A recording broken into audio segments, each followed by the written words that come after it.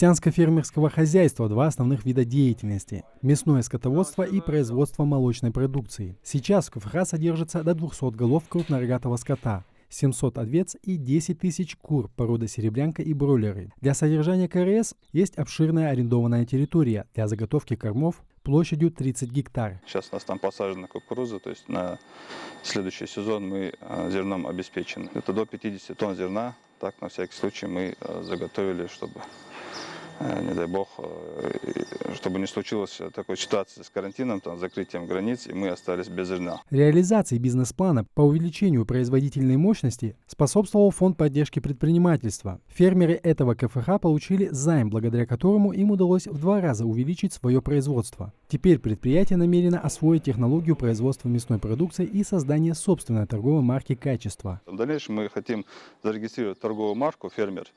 Это будет наша торговая марка, она будет узнаваема и в нашей республике, в соседних, и даже мы планируем в другие государства отправлять нашу продукцию, потому что в Грузию мы уже отправляли, и копчености отправляли, и полуфабрикаты, в частности манты, пельмени, мы отправляли в Грузию, им очень понравилось. Так что в дальнейшем будем уже налаживать производство под собственной маркой и соответствующее качество продукции тоже будем в дальнейшем улучшать. Электричество и водоснабжение фермеры обеспечили своими силами и за свой счет. Счета оплачивают своевременно и вправе рассчитывать на качественное водо- и энергоснабжение. Но коммунальные блага предоставляются с перебоями. На КФХ задействованы 20 человек с минимальной зарплатой 25 тысяч в месяц. При этом выплаты производятся ежедневно. Здесь всегда нужны рабочие руки. В данный момент у нас 4 человека все время работают и 2 человека с меня, то есть 6 человек у нас рабочих мест.